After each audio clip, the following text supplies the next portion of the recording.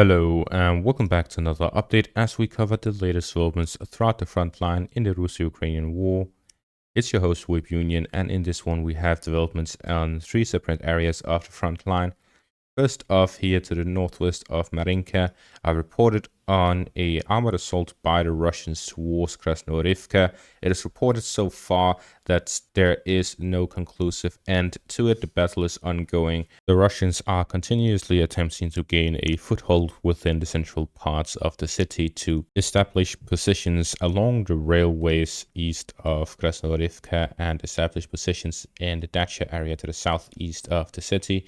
At the same time, it's also going on simultaneously from the southern side, where the Russians are also attempting to gain control over the southern parts of the city. The Russians are here attempting to gain control over the eastern and southern parts, which would allow them to have a significant foothold and avoid the Ukrainians from pushing them out as they have done before. We previously saw the Ukrainians push out the Russians in the south.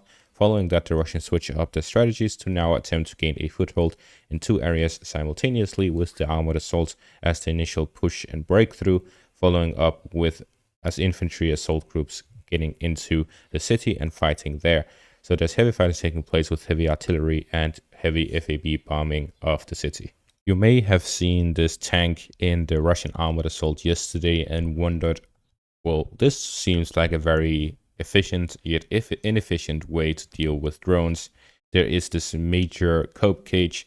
I would call this a second generation cope cage, a Seethe cage. And this Seethe cage is very impractical when it comes to actually using this tank, as it cannot really turn its turret too much due to the Seethe cage being in the way.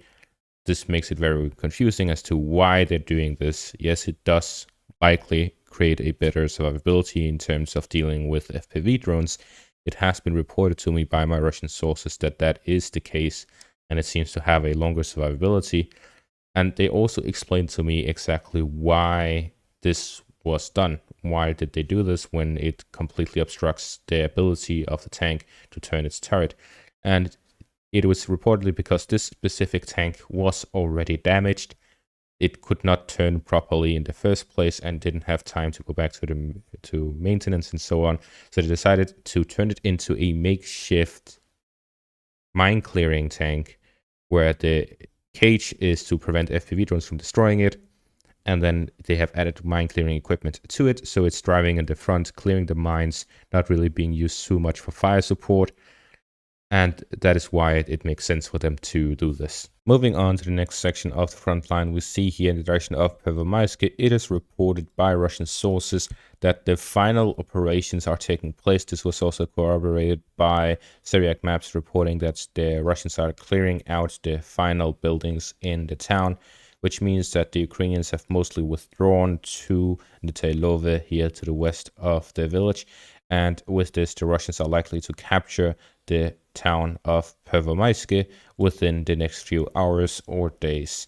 And this would mean the end of the battles northwest of Donetsk, with only Netailove being the village here to the northwest of Donetsk.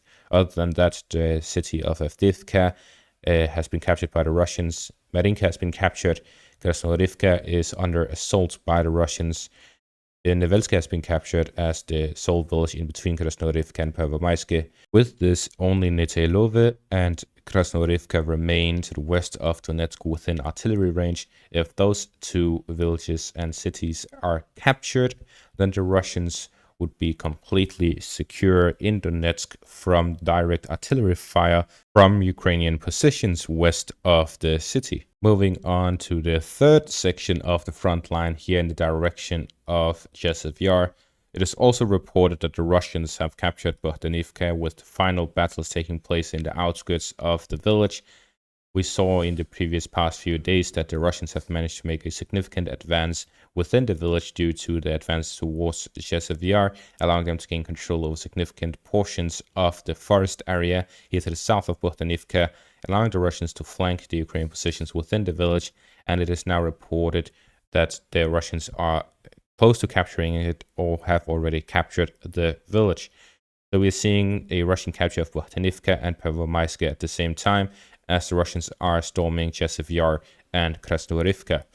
If the Russians manage to capture Krasnoyarivka and Chasiv Yar, a new stage of the battles taking place at the front line will begin, as the Russians will be switching from storming these frontline cities and positions to a larger offensive capacity due to the possibilities that are opened with these captures. We see that reported in this CNN article, where according to Stepanenko, the Ukrainians may be forced to cede some tactical territory and retreat to more defensible positions in some battlefield scenarios. Russia's ability to retain the initiative on the battlefield is forcing Ukrainian troops to expend already scarce material. So to translate what he's saying, he says that the Ukrainians will be pushed back and lose battles on the front, which will subsequently make them lose territories. The reason for that is the Russians' extensive capabilities to commit to this battle of attrition that is having a heavy toll on the Ukrainian army, and the Ukrainians are forced to send their reserves to the front and pretty much use up all of their ammunition that they have left to deal with the Russian advances, and the Russians are simply outproducing what the Ukraine is capable of having. And this will lead to further advances by the Russians. We also have this article by the German news Welt. This is really the situation with the Russian defense industry, and in this article they talk about how the Russians are producing millions of shells, hundreds of missiles, thousands of drones every year, and they expect by 2030 the Russians will be able to produce 32,000 uranium drones a year, while they are already producing more than 11,000 uranium drones this year. 11,000 uranium drones is a significant amount every day. It is approximately 30 drones a day, and considering uranium drones are the strategic bombers of the drone industry for the Russians, hitting Ukrainian deep positions, whether it is troop gatherings, military industry, or electronic plants, giving electricity to all of Ukraine, these uranium drones are constantly hitting the Ukrainian positions. And this leads to this post here by the Kiev Post. 80% of Ukraine's coal gas power plants hit by Russian missiles, and 50% of the hydroelectric power plants are hit by the Russians. These are both missile attacks and drone attacks by the uranium drones. And this brings us to the next article by The Economist. The Kremlin wants to make Ukraine's second city unlivable. The Russians are heavily bombarding Kharkiv. Both the electricity capacity and the military capacity of the city are constantly being bombarded every day for the past few months. And this makes it very difficult for civilians to live within the city. Not to mention the military capabilities of the Ukrainians are significantly decreasing within the city, and this is likely ahead of a Russian offensive towards the city. I'll make a video as the next one where I analyze the city of Kharkiv and the region itself and the upcoming Russian offensive there, how I expect it to happen, and my projection for what will happen based on my knowledge covering this conflict. And all of this leads us to this final article by the Washington Post, Inside Donald Trump's secret Longshot plan to end the war in Ukraine. And pretty much what his plan is, according to the Washington Post, is to make Ukraine cede territories that the Russians have occupied and annexed in exchange for peace. This is something that is likely to succeed for peace if Ukraine accepts it. It is likely that the Russians would accept such a deal, because that would mean that the war would end, the sanctions would end, and the Russians would gain new territories. Maybe not all the sanctions, but at the very least, the war would end, and that is something that Russia would be satisfied with. In comparison, the Ukrainians are very unlikely to accept such a deal, but if in turn they do not get any financial aid and military aid, then they do not really have a choice.